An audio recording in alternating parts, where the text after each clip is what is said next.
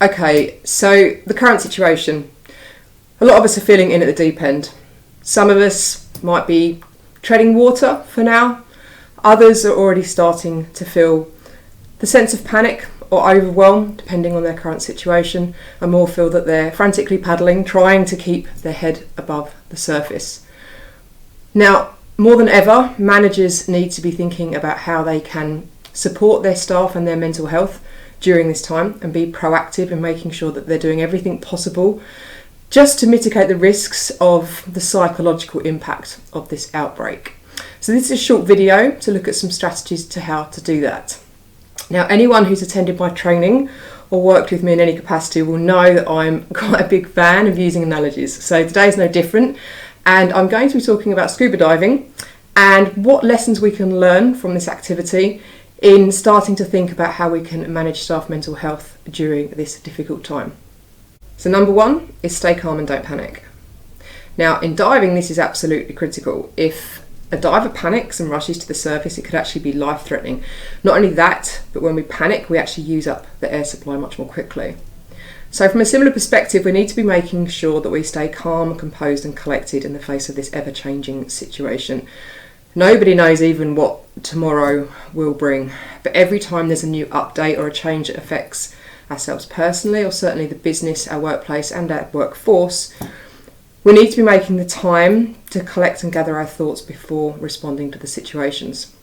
Now, this is really, really important for managers because it's all about role modelling. It's all about thinking about the impact that our own actions have on our workforce, and that employers are going to look to their management about how to respond to a situation. So it's really, really critical that we're calm and composed in the way that we deliver a message, that we're mindful of the language that we're using, so we're not catastrophising, we're not, sensationalising, that we're really, really careful and considered in our approach so that we promote a more composed message in the face of this situation. So next, number two is buddy up.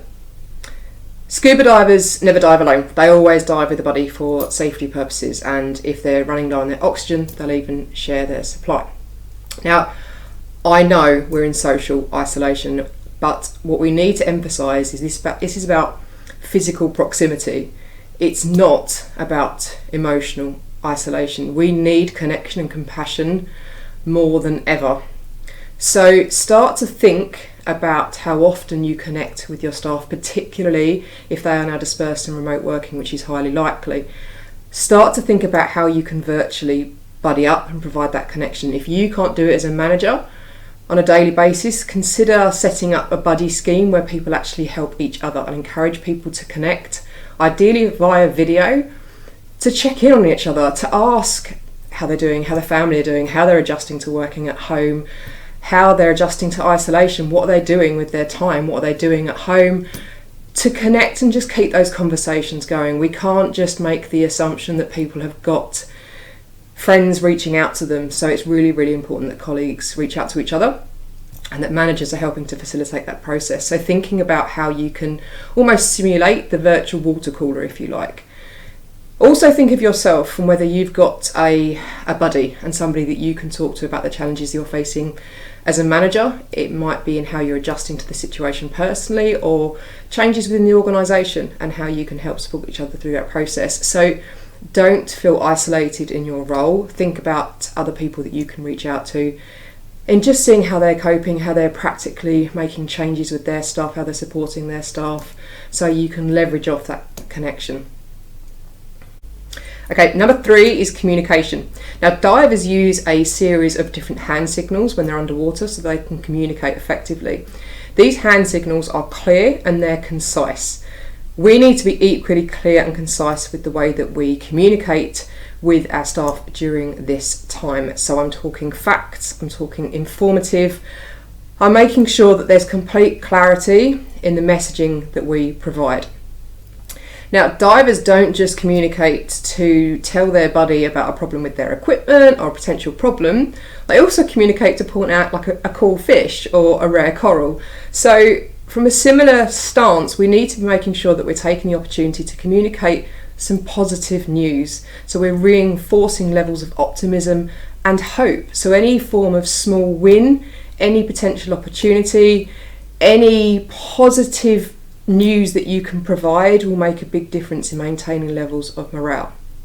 It is also important to take the opportunity to communicate the support that is available within your organisation to your staff during this time. So this is general support with people's wellbeing, but also any specific support that's been developed specific to the outbreak. Now, make sure that people know where to go and who to talk to if they're struggling. This may be an EAP, this could be mental health first aid, it could be HR, it could be all of the above. But make sure that people know exactly where to go and who to talk to if they are struggling during this time. Number 4 is vigilance and risk management. Divers are acutely aware of their immediate environment, and they're very good at being conscious about any potential risks that may be lurking in the deep somewhere. This doesn't mean they overreact and panic if a shadow passes by and think it's a great white shark, but they are aware of what's around them and the potential risk it could pose. Now, managers need to apply a similar sense of logic to this situation and the risks it could pose. So this is about thinking about your staff and how the situation could potentially affect them and how you're going to assess and manage that risk level in a proactive way. Think about the management standards. We have demand, we have support, we have role, relationships, change and control. All of these variables may have been affected by this situation. How are you assessing the impact that this could have? Now, in the workplace, when people are physically in front of you, you have the benefit of observing how people are interacting, how they're behaving, so you're much more likely to be mindful of any changes in their demeanour. We won't have that luxury when we don't necessarily have people in front of us. So we need to be thinking about other ways that we're going to explore any potential risks and how we're going to identify any signs of concern. So think about the way that you're connecting with people and think about the questions that you're asking.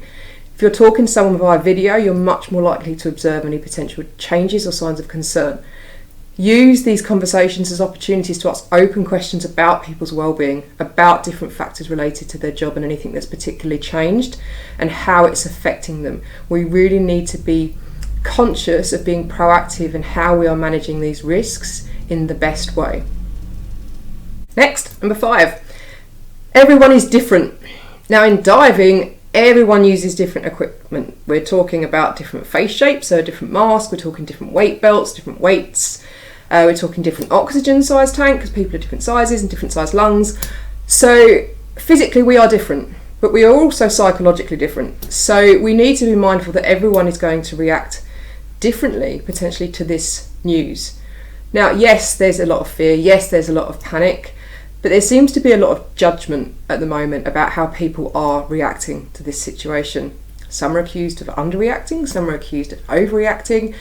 A lot of us are just sort of lurking around in the middle, trying to work a way forward, and that is the bottom line. Everyone is just trying to make sense of what is happening and what the best thing to do is. So this isn't a time for judgment, this is a time for unity, it's a time for respect. So ensure that your messages don't include any potentially judgmental or discriminatory language. Make sure that people are being equally respectful and tolerant to each other and supportive to each other. Make no assumptions about how somebody will or won't cope. Everyone is different and we have never dealt with a situation like this. So every person can't possibly know how they're going to feel or think or respond. So we certainly can't assume that we know how somebody will cope. There could be a person that you have known for some time that you think is quite resilient and quite strong in their mindset. Don't make the assumption that they'll be able to cope with this situation any more than anyone else. Make sure everyone is supported throughout this time. Lastly, number 6 is recognise limits. Now, divers actually return to the surface when they have a small reserve left in their tank. They don't wait for it to run out. So this means that they're constantly checking their gauge throughout their dive to be mindful of what they've got left in their tank. Now, we need to apply a similar approach to thinking about how we're managing the pressure of this situation. So take this opportunity to think about how you can provide your staff with a form of stress awareness training, stress management training, resilience training, anything to help heighten their self-awareness so they can start to understand the impact the pressure might be having on them and how to recognise when they're starting to reach their limit. Now, bear in mind that the deeper that divers go, the higher the level of pressure and the quicker they get through their oxygen. Now, if we look at this and apply that to this situation, The deeper we go into this situation, the more pressure there's going to be on people, and the more pressure they're going to be experiencing, and the more likely it is that they're going to reach their limit.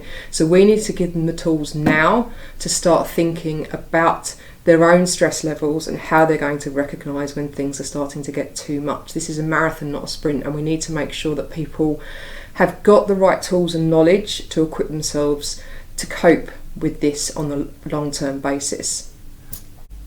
They are my top 6 suggestions for managing staff's mental health during this time. Now, one last point to mention is that scuba diving is a potentially dangerous and high risk activity, and it's only through implementing the right precautions and safety measures that we can manage that risk accordingly. Now, yes, this situation does pose a very real risk to staff's mental health, to everyone's mental health. But by taking the right measures and being proactive in our approach, it is possible to reduce and manage this risk in an appropriate and effective way so that we can start to optimise staff's levels of psychological buoyancy so that they can get through this difficult and turbulent time. If anyone would like any further advice and guidance on anything I've talked about in this video or on how our digital platform can help during this time, please don't hesitate to get in touch with me at sadie.hobson@weworkwell.co.uk. Thanks for listening.